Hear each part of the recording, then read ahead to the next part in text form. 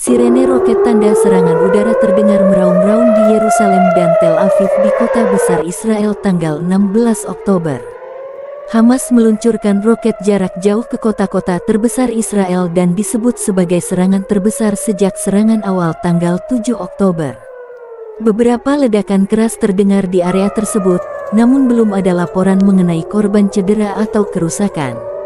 Bersamaan dengan ledakan ini, Brigade Omar Al-Qassam sayap militer Hamas mengklaim bertanggung jawab atas serangan ini. Peluncuran roket-roket tersebut bersamaan dengan sidang anggota parlemen Knesset di Jerusalem. Serangan membuat anggota parlemen sempat berlarian ke tempat perlindungan. Di media sosial, beredar rekaman Perdana Menteri Israel Benjamin Netanyahu bersama anggota parlemen Knesset berada di shelter menunggu kondisi aman. Israel mendapat pelajaran berharga dari serangan teror Hamas. Dalam pidatonya di Knesset, Perdana Menteri Israel Benjamin Netanyahu mengatakan Israel telah mulai belajar dari kegagalan yang menyebabkan infiltrasi mematikan Hamas tanggal 7 Oktober lalu. Alasan terjadinya bencana akan diselidiki dan kami sudah mulai menarik kesimpulan, kata Netanyahu tanggal 16 Oktober.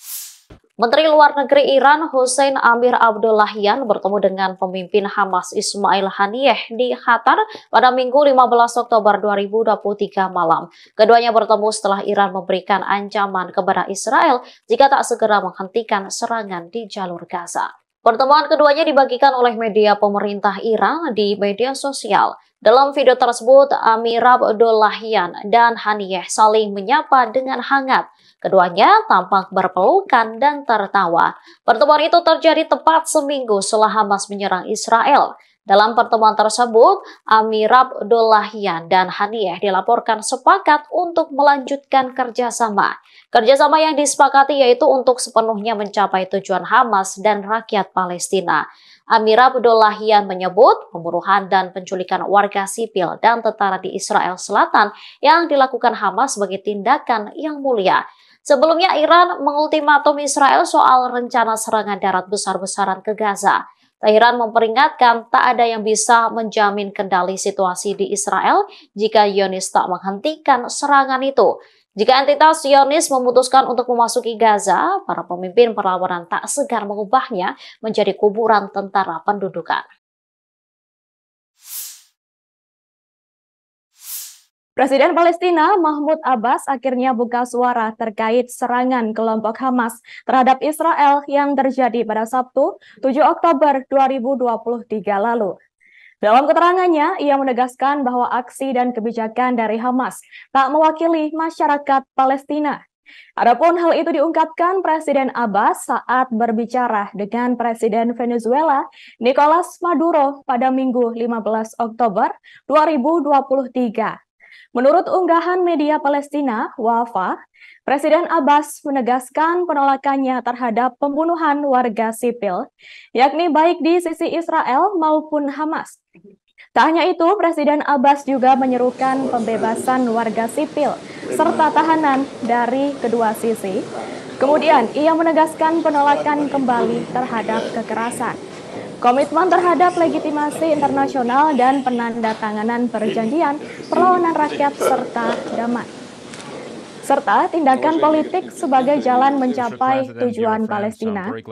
Lebih lanjut, Mahmud Abbas juga menegaskan program serta kebijakan dari Organisasi Kebijakan Palestina (PLO) adalah satu-satunya yang mewakili rakyat Palestina. Presiden Abbas juga berterima kasih kepada Maduro atas posisinya dalam mendukung Palestina serta hak rakyat Palestina untuk menjadi negara merdeka di tanah mereka. Kemudian ia juga berterima kasih atas peran bertanggung jawab dan komitmen Venezuela kepada hukum internasional di forum internasional. Adapun diketahui, Maduro sendiri memutuskan untuk mengirim bantuan kemanusiaan ke Gaza dan menyerukan agar tercapainya perdamaian serta keamanan di wilayah tersebut. Gaza sendiri saat ini tengah berada dalam bencana kemanusiaan setelah Israel memutus pasokan listrik dan air ke wilayah tersebut.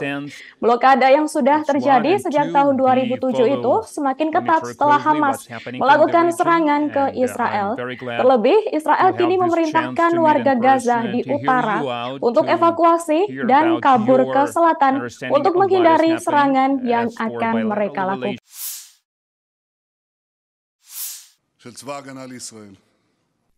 Menyerukan dunia agar bersatu untuk mengalahkan Hamas, Netanyahu mengeluarkan peringatan keras kepada kelompok teror Hizbullah di Lebanon dan Iran.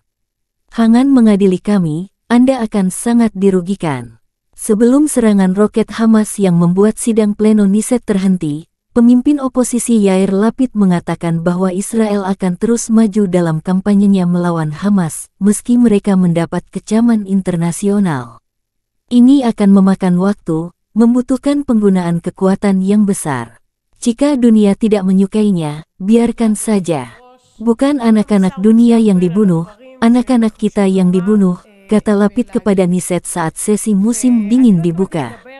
Pemimpin oposisi tersebut, yang mengatakan ia akan mendukung kabinet masa perang Perdana Menteri Benjamin Netanyahu berjanji bahwa Israel akan menyingkirkan Hamas karena tidak mungkin hidup berdampingan dengan kelompok teror.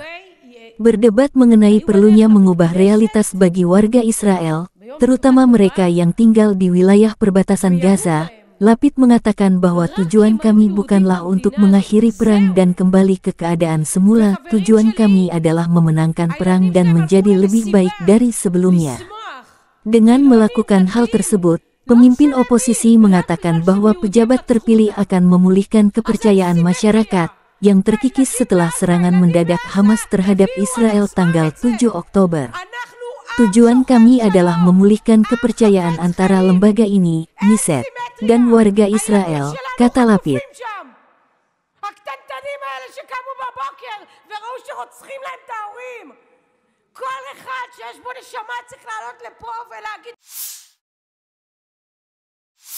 Konflik Israel dan Hamas kini melebar hingga Suriah. Kementerian Pertahanan Suriah menyebut jika serangan udara Israel pada Sabtu 14 Oktober 2023 telah menargetkan Bandara Internasional Aleppo.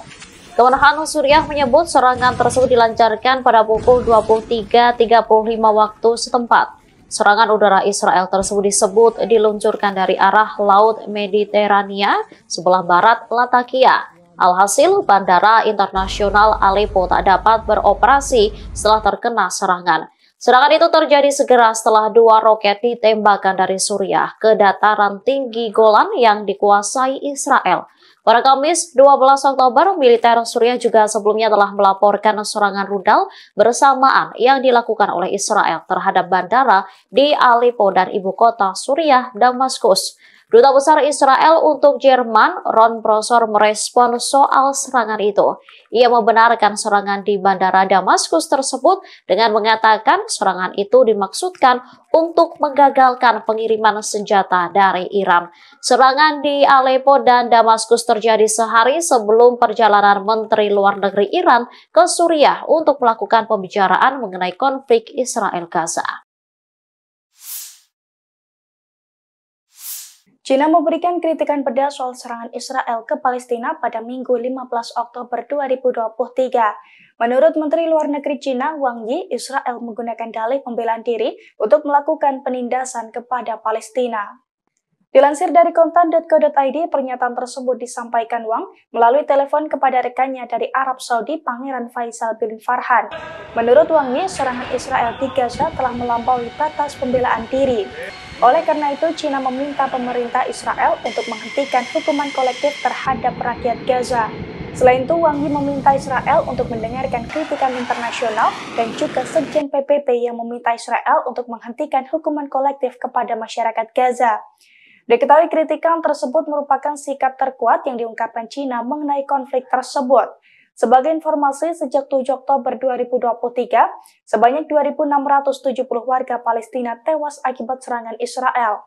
Selain itu, sebanyak 9.600 orang mengalami luka-luka.